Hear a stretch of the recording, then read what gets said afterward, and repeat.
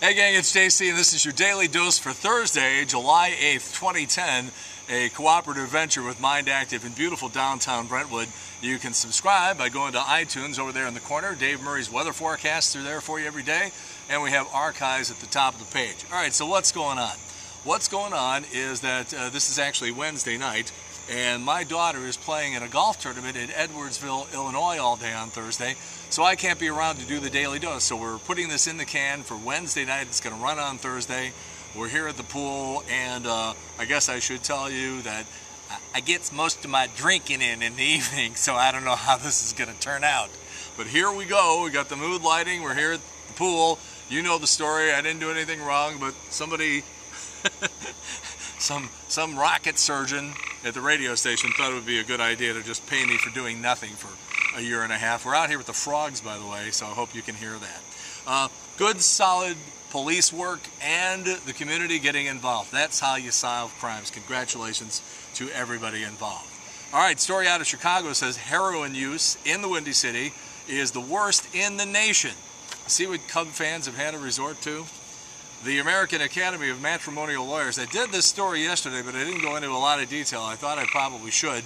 You know, places like Facebook and MySpace, Twitter, YouTube, LinkedIn, 81% of the lawyers who do divorce cases say they can go back 5 years and dig up stuff for you if you're trying to get a divorce. And the other side, shall we say, says do a little extra digging, and then they find all this stuff out.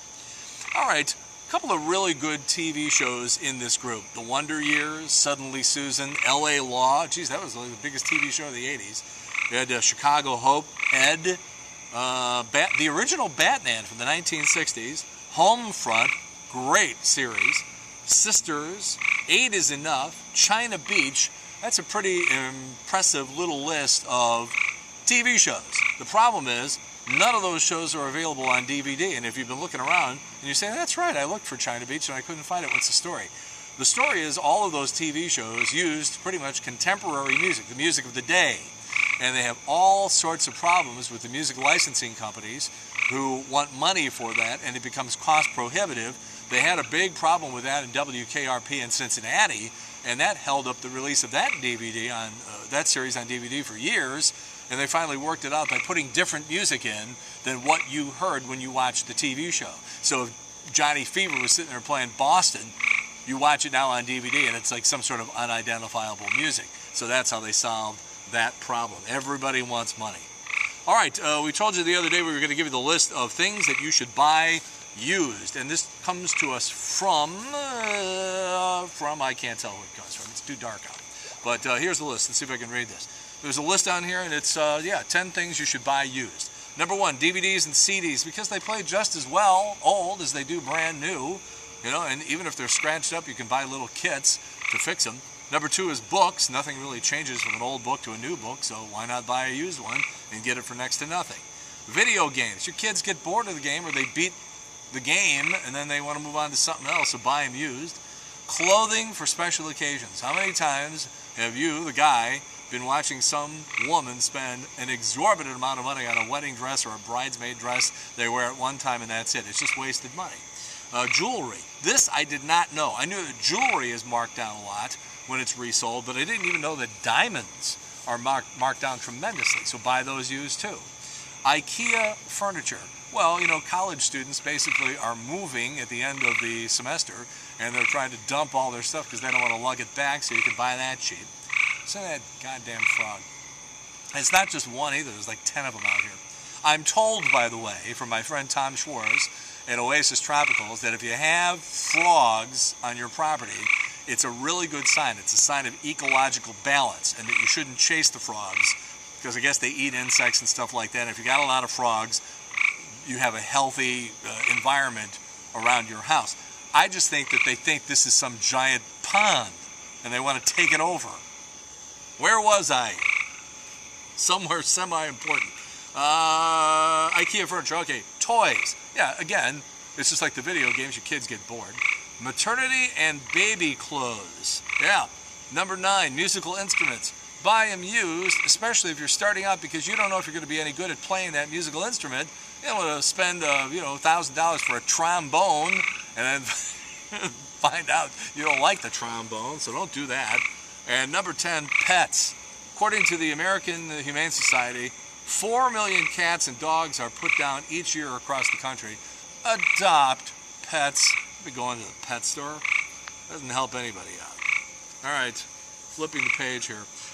Ryan Franklin's big, huge, gargantuan blown save on Tuesday night got me thinking about a story, and I've only brought this up on the air once or twice, and I don't think I've ever gone into this much detail. I thought I would do it tonight while we were out here twisting by the pool, and the story goes like this. There was a sports writer in Chicago who would eventually go into the Hall of Fame by the name of Jerome Holtzman, and in 1960 he was sitting there going, you know what, I'm watching these relief pitchers come into the games, and an ERA, earned run average, and a one-loss record is really a terrible way of clocking the effectiveness of a closer or a relief pitcher. Let's come up with something new. So he started thinking to himself, well, you know, a reliever isn't supposed to win the game. A reliever is supposed to protect the lead. And so he started talking to people. There was a guy by the name of Elroy Face for the Pittsburgh Pirates, and he was 18-1 as a reliever in 1959.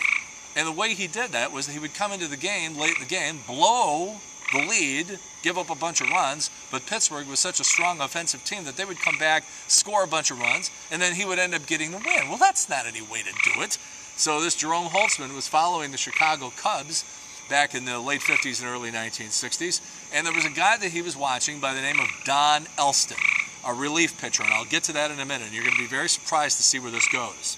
So he started talking to people at the Sporting News, and he started talking to people at Major League Baseball, and they said, we sort of like this idea, how you're going to do it. And so they came up with a formula for what we now know is the save, and thus it was the birth of an entire new industry inside the confines of Major League Baseball, the closer and the Major League Baseball save, and the inspiration was that Chicago Cubs pitcher, number 36, Don Elston.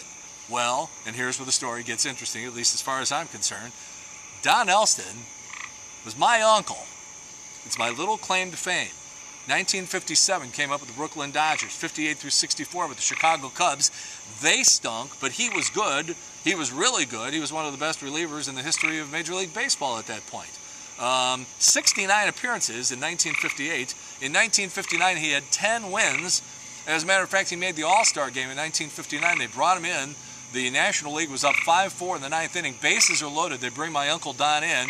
He gets Chicago White Sox second baseman Nellie Fox to pop up with the bases loaded, preserving that 5-4 win. Don died in 1995 at the age of only 65, but he made his Major League Baseball debut 7 days before I was born.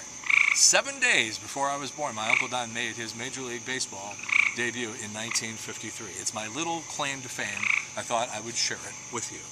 All right, JC's Video Village. Today we go back to 1998. This is up all week, by the way. And you get me with Drew Barrymore. It was the film junket in New York City for the movie The Wedding Singer with Adam Sandler. And let's just say Drew and I hit it off, and she shows at the end of the interview that we got along very, very well. JC's Wayback Machine is also 1998, and it was only 3 home runs until Mark McGwire was going to go on to beat Roger Maris's all-time home run record. And Channel 4 News at 5 o'clock just went wild covering the story, so we have that for you too. And there's some very unintentionally funny stuff in that report. Not necessarily the news this week, Albert and Mark McGwire. JC's Eye Candy today, finally, a flip phone for senior citizens. Check it out, JC's Eye Candy. All right, we'll be back tomorrow, and everything will be back to normal. I don't think I'll be recording it in the pool in the middle of the night, but that's the way it goes here. Like I said, my daughter playing in a golf tournament, got to be a good dad, got to go out there to Edwardsville on Thursday afternoon and follow her around out on the golf course. She just did a week at golf camp in Champaign-Urbana. I'm told now she's actually getting really, really good. Probably kicked my ass, as a matter of fact. That's it. That's your daily dose for Thursday, July 8th, 2010. Recorded, for the purposes of disclosure, on Wednesday, July 7th at about 10 o'clock at night. Cardinals, I'm afraid, look like they're on to blowing another lead. Oh, man. That's your daily dose. In the meantime, we've beaten this one to death. Have a good one. See you later. Splash!